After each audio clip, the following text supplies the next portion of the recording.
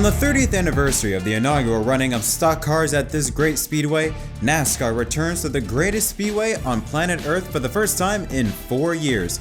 15 drivers have hoisted the PPG trophy after crossing the eternal Yard of Bricks first and laminate their name in history with a simple smooch on the Yard of Bricks. Today, who will add their names to the legends of winners on the Oval of Indianapolis? Welcome to the Indianapolis Motor Speedway of the Brickyard 400 here in Speedway, Indiana. And NASCAR's return to the Oval of Indianapolis is being met with love from Mother Nature. Beautiful conditions, mid-80s, 10% chance of rain with a 7-mile-an-hour wind heading northeast through the racetrack, but most importantly, no threat of rain, sunny skies here in Speedway, Indiana.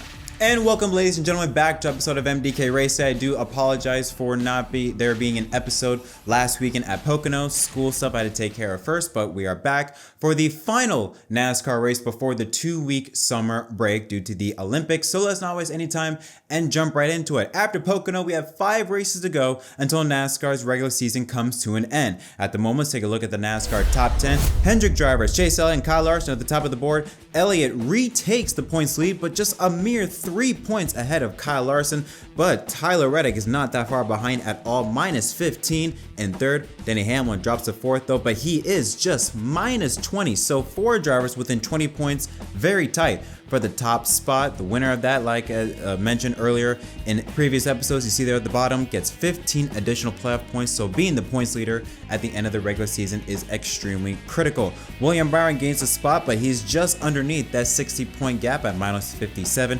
Martinsville Jr. drops to 6th, minus 73. Blaney with his win remains in 7th. Bell remains in 8th. And Keselowski and Bowman moves up 1 spot each, 9th and 10th, minus 104 and 107 respectively. Here's a look at the playoff grid though, with 5 races to go in Pocono. Martinsville Jr. though plus 137 above the cut line. Ty Gibbs plus 67, but Chris Buescher and Ross Chastain within that 60-point gap, plus 44 for Buescher and plus 27 for Chastain. But Bubba Wallace, he has cut that gap due to Chastain's issues at Pocono, him being involved in a crash, and Bubba Wallace getting some good points. He has cut off his lead, or I should say his deficit to Chastain, to now just minus 27. Briscoe, on the other hand, 1 race behind, minus 75. Kyle Busch with his crash in a deeper hole, minus 102, with Todd Gillen rounding out the top 20, minus 127. Busch, the official beer of NASCAR and proud sponsor of the Busch Light Polo Award, given to the fastest driver at each NASCAR Cup Series event. Busch Light congratulates Tyler Reddick for his 7th career pole and his 2nd pole of 2024, doing it with a speed of 181.932 miles per hour. Since 2020, Busch Beer has invested more than $70 million in becoming one of the NASCAR Cup Series premier sponsors. So here's a look at the full 39 field for the 2024 Brickyard 400. Starting alongside Tyler Reddick is his boss, Denny Hamlin, who nearly won here in 2020 after cutting a tire with just a handful of laps to go while leading. Row 2 has Chase Elliott, the 2020 Cup Series champion, and his teammate William Byron in the 24 car. Kyle Larson returning with his 1,100-mile car paint scheme that he was supposed to run in the Coke 600, returns back to Indianapolis starting in the 5th spot, with Ty Gibbs, who was outside in 6th. Last week's winner, Ryan Blaney, starting alongside last year's Indy Road Course winner, Michael McDowell. And look at the top 10, 9th and 10th place, Ricky Stenhouse Jr. and John Nemechek. Excellent qualifying starts for those 2 drivers, and it keeps on going. How about Austin Dillon? Once again in the top 12, a good run for that 3 car, and Joey Logano, the 2-time Cup Series champion, to his outside. Row 7 has Alex Bowman in the 48 car, and 2017 Cup Series champion competing in his final Brickyard 400 start is Martinsville Jr. However, due to him failing pre-race inspection, he will start to the back of the field and will have to do a drive-through penalty once he takes the green flag. Row 8 has AJ Allmendinger, who won on the road course of Indianapolis back in 2021, starting alongside Harrison Burton in the 21 car. Row 9 has Bubba Wallace in the number 23 US Air Force Toyota, starting alongside Christopher Bell in the Ream 20 car. And running at the top 20 is Corey LaJoie and Chase Briscoe running his idol Tony Stewart's number, the 14 car, for the first and only time before he makes the jump to Joe Gibbs Racing next year. Row 11 has Noah Gragson and Ty Dillon returning to the Cup Series, driving the 3rd entry for RCR. Row 12 has Chris Buescher and Todd Gillen. Row 13 has Daniel Suarez and the 2018 Brickyard 400 winner Brad Keselowski. Row 14 has rookie Zane Smith and a shocking qualifying run, 28th spot for Ross Chastain in the 1 car, with Eric Jones and rookie Carson Hocevar rounding out the top 30. Ryan Preece in the 41 car starting alongside Daniel Hemrick in the 31 machine. How about this for row 16? You're talking about 6 times these two drivers have won the Brickyard 400.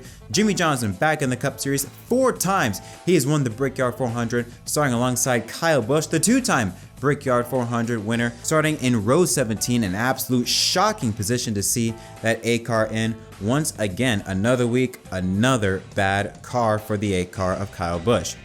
Row 18 has Justin Haley and teammate Cody Ware. Row 19 has rookie Josh Berry, another shocking qualifying run for him to see him this far down. And Austin Cindric, good in the 5 and 10 lap averages, strong during practice, but 38th place he's starting, with BJ McLeod rounding out the 39 car field in dead last. Here's a look at the odds to win the Brickyard 400. Pole sitter Tyler Reddick, no surprise to see him at the best odds at plus 450, and Denny Hamlin as well at plus 450. Kyle Larson at plus 550 with William Byron at 900. Then Blaney and Elliott each sitting at plus 1100. Gibbs and Keselowski at 1400 with Martin Truex Jr. and Buescher sitting at 1600. Joe Logano at 1800, Bell and Bowman at 2000, and then some real long shots. Kyle Busch and Bubba Wallace 3500 apiece, and then Ross Chastain, Michael McDowell at 4000 with Briscoe and Cindric at 6500 and Josh Berry at 7000. And this is a real long shot, but just a little throwing a couple of extra odds there. Stenhouse Jr. is sitting at plus 12,000, starting in 9th place, and John Nemechek starting in 10th place, sitting at plus 10,000. So if you really want to make some cash, if y'all got the balls for it, go for those drivers. But alright, so what can we expect here at the Brickyard 400? And like I said, this is the first time that NASCAR is returning to the Oval of Indianapolis since 2020. Since that time, we've had a brand new car. So the first thing that comes to people's mind is, how will the racing be? I don't think it's going to be like what we saw yesterday in the Xfinity Series, where we saw Riley Herbst be able to drive up to the back bumper of Eric Almirola's car and get him sideways.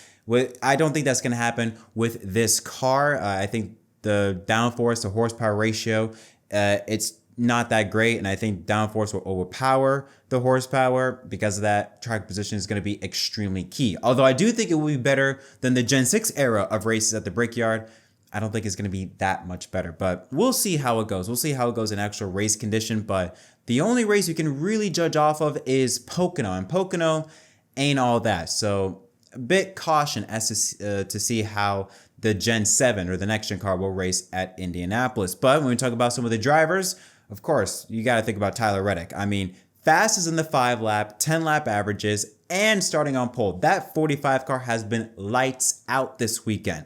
Also, you have to throw in other Toyota drivers like Denny Hamlin trying to overcome what happened in 2020 when we were last at the Brickyard on the Oval, where he was leading with just a handful of laps to go before blowing a tire and hitting the turn 1 wall, ending his chances. You got to look at those Toyota drivers. Ty Gibbs starting in 6th place, could be a real underdog. We'll see how he does in this race. Also got to look at the Hendrick drivers. All 4 very strong. William Byron is the only driver that has actually won on the Oval of Indianapolis. He won in the Xfinity Series here years ago.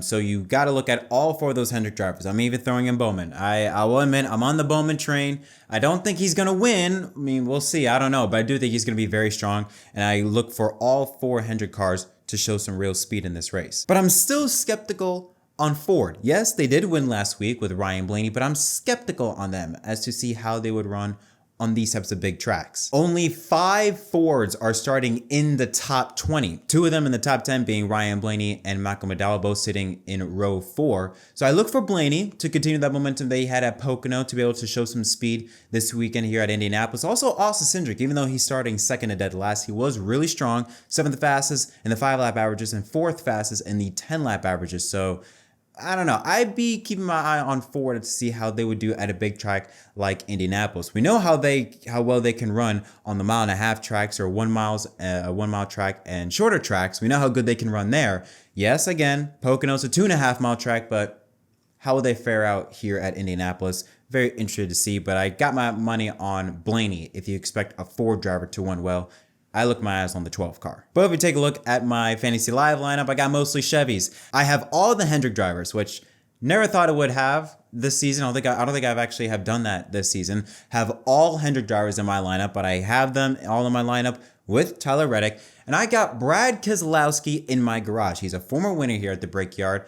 Was solid during practice, but he is starting pretty deep in the pack. He's starting in row 13 in the 26th position. So he is starting pretty deep, but who knows? Maybe if they can work some strategy their way, get some lucky cautions. I don't know. Who knows? Maybe that 6th car can find his way up towards the field. Some strange things have happened at Indianapolis, and we know the restarts can get chaotic. So who knows? But my pick to win this race, I'm going with the 5 car. I'm going with Kyle Larson. Technically, he is the driver with the most recent experience at Indianapolis. Technically, because he did race in the Indy 500. But I don't know. I feel like Kyle Larson, he has been, I don't want to say he's been on a slump, but compared to where he was at the beginning of the season, where he was just on the money, he's kind of cooled off a little bit. He's still one of the best, but he's kind of cooled off a little bit. But I feel like in this race, he's going to pick it back up. This is definitely a race that Kyle Larson wants to win, and I feel like Kyle Larson will go to victory lane at Indianapolis. But those are my thoughts. What are your thoughts on what's going to happen in this race? Let me know in the comment section down below. As always, don't forget to leave a like and subscribe for more content. Until next time, my name is Jett from MDK. Thank you so much for watching. Sit back, relax, and enjoy the 2024 Brickyard 400. We'll see you later tonight for an episode of MDK Racing Victory Stop.